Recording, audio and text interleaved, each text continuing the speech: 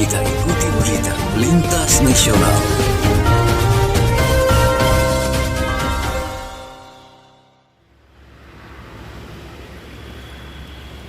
Sejumlah wartawan liputan Biren mendatangi Mapolres untuk melaporkan dugaan ancaman terhadap wartawan, yang dilakukan Ketua Badan Kerjasama Antar Desa Kecamatan Simpang Mamplam, Rusdi Muhammad.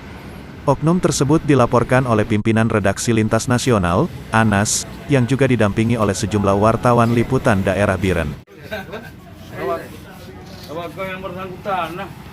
Diketahui Rusdi telah melakukan tindakan yang terkesan arogan dan melecehkan wartawan. Berawal setelah mendapat informasi adanya dugaan pemalsuan tanda tangan oleh ketua kelompok tani di Gampong Mamplam yang berakhir damai dengan uang 15 juta rupiah. Namun wartawan media Lintas Nasional mencoba meminta hak jawab ke Keciek Belang Panyang Muhammad Daud Sulaiman.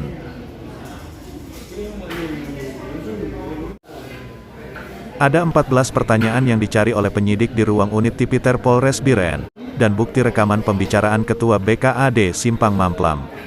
Dalam rekaman tersebut Ketua BKAD melontarkan kata-kata kasar serta mengatakan wartawan seperti anjing, dan dirinya siap menurunkan 41 kecik sekecamatan Simpang Mamplam untuk mencari Anas. Hingga saat ini laporan tersebut sudah ditangani pihak kepolisian unit Tipiter Polres Biren.